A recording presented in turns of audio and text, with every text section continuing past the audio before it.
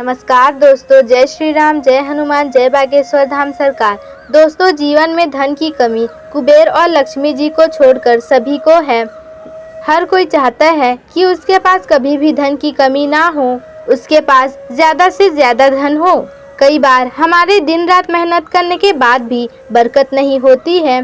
कभी कभार व्यापार चलता है तो केवल गुजारे लायक ही आमदनी होती है। तो दोस्तों, ये गलती घर की महिलाओं से ही होती है, जिसके अशुभ फल घर के कमाने वाले को भोगने पड़ते हैं। इन समस्याओं का समाधान उन महिलाओं के हाथ में ही होता है। महिलाएं ही उनकी तरक्की में साथ दे सकती हैं। अगर आप सोचती हैं कि आप एक औरत होकर कैसे घर में बरकत ला सकती हैं, घर बैठे बैठे कैसे भला समस्या को दूर कर सकती हैं, तो दोस्तों, बागेश्वर धाम सरकार ने बताया है यह आटे का उपाय। रोटी बनाते समय सिर्फ एक चीज मिला दे, यह घर में बरकत ला सकती है। अगर आप जानना चाहते हैं यह उपाय तो बने रहिए वीडियो के अंत तक हमारे साथ।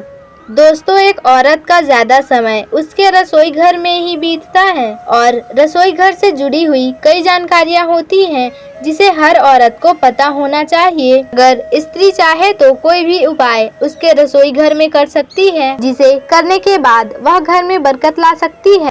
जैसे कि हर औरत रसोई घर में तवे या कढ़ाई का इस्तेमाल तो करती ही है, लेकिन ये तवा या कढ़ाई गलत तरीके से इस्तेमाल किए जाते हैं तो आपका राहु दोष बढ़ जाता है। राहु का मतलब है आपके पति या बच्चे गलत संगत में पड़ जाते हैं। तो कुछ ऐसे तरीके बताते हैं आपको, जिससे ध्यान में रखकर आने वाली परेशानियों से आप बच सकते हैं। जैसे कि तवे या कढ़ाई को जूठा ना छोड़ें, हमेशा रसोई घर को साफ करके रखना चाहिए और रात को सोते समय हमेशा रसोई घर को साफ करके सोना चाहिए। आपके रसोई का सिंक हमेशा साफ होना चाहिए। अगर आप सिंक साफ नहीं कर सकते हैं तो सामान को अलग अलग कर रखें। दूसरी बात यह है कि तवे या कढ़ाई को कभी भी जूठे बर्तन में ना रखें। अगर आप ऐसा करते हैं तो आपका राहु दोष सक्रिय हो जाता है और आपको परेशानियां झेलनी पड़ती हैं। आपके घर में तंगी होने लगती है और पैसा पानी की तरह बहने लगता है। अगर आपका राहु दोष हो तो घर का इलेक्ट्रॉनिक सामान खराब होता है तो अग्निदेव का अपमान करती हैं और इस अपमान की आपको भारी कीमत चुकानी पड़ती है। इसे दीवार के सहारे पलट करके रखना चाहिए। तवे पर बनाई गई पहली रोटी हमेशा गौ माता को ही देनी चाहिए। कढ़ाई को इस्तेमाल करके सीधे और साफ करके रखें, कभी भी इसे उल्टा करके ना रखें। इसे बाहरी लोगों से छुपा करके रखें, इससे आपके घर में बरकत आना शुरू हो जाती है, नजर दोष नहीं लगते हैं। दोस्तों, अब आटे के बारे में भी सुन लीजिए।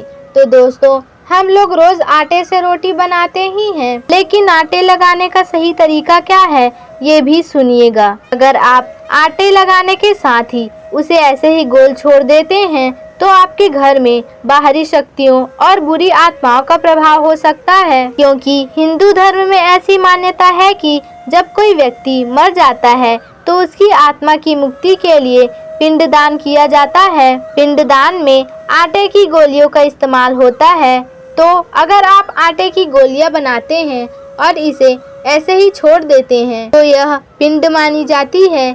इससे आपके घर में नकारात्मक शक्तियों का प्रभाव हो सकता है।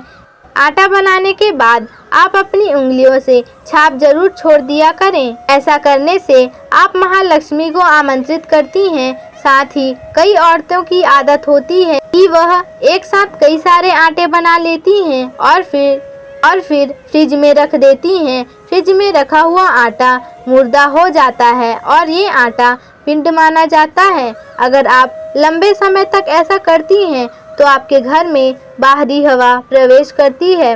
आप बाहरी सेहत से जुड़े तो बासी आटा खाने से आपके जोड़ों में दर्द, घुटने आदि और कई बीमारियां हो सकती हैं। साथ ही हम रोटी बनाते समय जिस बर्तन का उपयोग करते हैं, कई महिलाएं उसे इस्तेमाल करने के बाद बचे हुए आटे के बर्तन में ही इस्तेमाल कर देती हैं, लेकिन ऐसा करना सरासर गलत है। पहली बात तो ये कि वह बर्तन जूठा हो चुका है। अगले दिन रोटी बनाने के लिए तो वह बर्तन भी साथ में आएगा और आपको हर रोटी निकालनी होती है, कभी ब्राह्मणों के लिए तो कभी कभी गौ माता के लिए। तो क्या आप उसे अपने घर का जूठा खाना खिलाएंगे? क्या ऐसा करने से आपको पाप नहीं लगेगा? तो दोस्तों, अगर हम किसी को भी जूठा खाना खिलाते हैं तो हमें कई तरह का दोष लगता है, जिसका भुगतान हमें ही करना होता है। तो इस बात का खास ध्यान रखें कि बर्तन थोड़ी मात्रा में ही निकालें। तो सबसे पहले महिलाएं जब आटा गूंदती हैं तो उसमें 1 चम्मच दूध जरूर मिला दें, 1 चम्मच दूध जरूर डाल दें। अगर आप दूध डालकर आटा लगाएंगी तो इससे बनने वाली रोटियों की खुशबू आएगी और आपके घर का वातावरण शुद्ध होगा और महकने लगेगा। इससे आपको सकारात्मक ऊर्जा मिलेगी और आपके घर में उन्नति भी होगी और खुशहाली आएगी। दूसरी बात यह है कि जब भी आप दूध डालकर आटा लगाती हैं तो इससे रोटियां नरम और मुलायम बनती है, तो यह चबाने में भी आसान होती है। वहीं एक चीज और जिसके बारे में गुरुजी ने अपने भक्तों को बताया है, वह महिलाएं एक चीज आटे में मिलाकर रोज रोटियां बनाएंगी तो आपके घर में जरूर बरकत होगी, और वह चीज है हल्दी। हल्दी माता लक्ष्मी का प्रतीक माना जाता है। अगर आप रोटियों का आटा लगाती हैं तो उसमें 1 चुटकी भर हल्दी जरूर डाल दें और रोटियां आपके परिवार को खिलाएं। तो ऐसा करने से न केवल आपके परिवार का तन मन शुद्ध होगा, बल्कि माता लक्ष्मी जी आपके घर में कृपा बनाए रखेंगी। साथ ही पहली रोटी गाय को निकालने का विधान माना जाता है। तो जब भी आप हल्दी वाली रोटी बनाएं, गौ माता को पहली रोटी जरूर खिलाएं, तो आपका बृहस्पति ग्रह मजबूत होता है। जब बृहस्पति ग्रह मजबूत होगा तो लक्ष्मी नारायण की सीधी कृपा आप पर होगी। इससे आपके घर में न केवल बरकत होगी बल्कि खुशहाली भी रहेगी और वास्तु दोष भी खत्म हो जाएगा। इसका वैज्ञानिक कारण देखें तो हल्दी एंटीऑक्सीडेंट और एंटी इन्फ्लेमेटरी गुणों से भरपूर होती है, और जो लोग हल्दी का इस्तेमाल रोजाना करते हैं उन्हें स्किन प्रॉब्लम जैसी परेशानियां कभी नहीं होती हैं। आपका खून साफ रहता है और चेहरे पर भी चमक बनी रहती है और कई तरह की बीमारियां भी आपसे दूर रहती हैं। हल्दी वाला आटा न केवल आपको शारीरिक, मानसिक और आर्थिक रूप से मजबूत बना सकता है।